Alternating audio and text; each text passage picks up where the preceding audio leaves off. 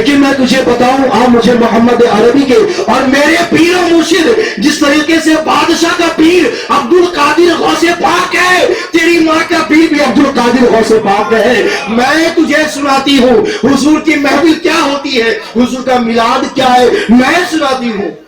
اب وہ حضور کے نغمے گانے لگی، حضور کے نغمے گانے لگی، حضور کے جسم کے اطہر، حضور کے جسم پاک کے بارے تذکرہ کرنے لگی کہ بیٹی حضور کا چہرہ اس طریقے سے تھا، قرآن میں کہا وَالضُّحَىٰ وَاللَّيْلِ إِذَا سَجَىٰ، کبھی زلف کے بارے کہا، کبھی چاند یعنی کبھی چہرے کے بارے کہا، کبھی بھورے کے بارے کہا، حضور کے لب مبارک کے بارے کہا، کبھی سینہ مبارک کے بارے کہا، کبھی پنڈلی کے بارے کہا، کبھی ید کے ہاتھ میں کہا کہ حضور کے پورے جسم معجزہ ہی معجزہ ہے۔ ارے حضور کا جسم چھوڑو، حضور کے جسم سے ٹچ ہو جائے جو چیز وہ بھی معجزہ ہو جاتا ہے۔ اللہ اکبر کہتے کہتے بیاں کرتی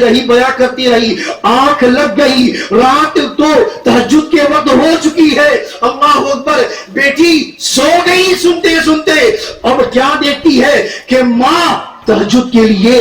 وضو تازہ وضو کرنے کے لیے کہتی بیٹی جاؤ ذرا پانی باہر سے لے آؤ، تہجد کی نمازیں تم بھی ادا کر لو، میں بھی ادا کر لو، اللہ کا شکر ادا کر لو، اتنا ٹینشن اتنی سوچ فکر نہ کرو، غریب ہے تو کیا ہوا، اس کے سونے محمد صرف اس کے بپوتی جاگیر نہیں ہے، محمد عربی تو سارے جہاں والوں کے لیے رحمت بنا کر آئے ہیں، آقائے دو جہاں سارے جہاں والوں کے لیے نعمت ہے۔ وہ غریب بیٹی، وہ غریب بیوہ عورت تہجد کے وقت میں جب اٹھی تو جب پانی لینے کے لیے بیٹی دروازہ کھولتی ہے تو کیا دیکھتی ہے کہ ایک خوبصورت چہرے والے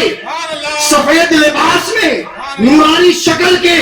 اللہ اکبر قربان جائے، جب کسی انسان کے خوبصورت چہرے کو جب انسان کبھی دیکھا نہیں، جب پہلی بار دیکھتا ہے تو وہ انسان دیوانہ ہو جاتا ہے، یار آخر یہ ہے بندہ کون، آخر دنیا کا ہے کہ آسمان کا ہے، زمینی ہے کہ آسمانی ہے، فرشتے ہے کہ انسان ہے کہ جن ہے۔ وہ فوری طور پہ وہ لوٹے کو چھوڑ کے گھر کے دہلیز کے اندر آ گئی چیختے ہوئے کہ امی جان، دہلیز پہ تو ایک نورانی شکل کا شخص ہے جو میں نے آج تک بغداد کے علاقے میں کبھی نہیں دیکھا، نہ کبھی خواب و خیالوں میں دیکھا ہے۔ اللہ پر ماں کہتی ہے ذرا میں بھی دیکھوں، باہر نکلتی ہے، والدہ جب باہر نکلتی ہے کیا دیکھتی ہے کہ وہ بزرگ، وہ نورانی شکل کا کوئی اور نہیں بلکہ پیر مرشد شیخ عبد القادر جیلانی غوث پاک میرے دہلیز کو چوم رہے ہیں۔ اور جب میں گئی کہا پیر و مرشد آپ میرے دہلیز کو کیوں چوم رہے ہیں؟ کہتی ہے کہ جب میں نے کہا کہ اے میرے پیر و مرشد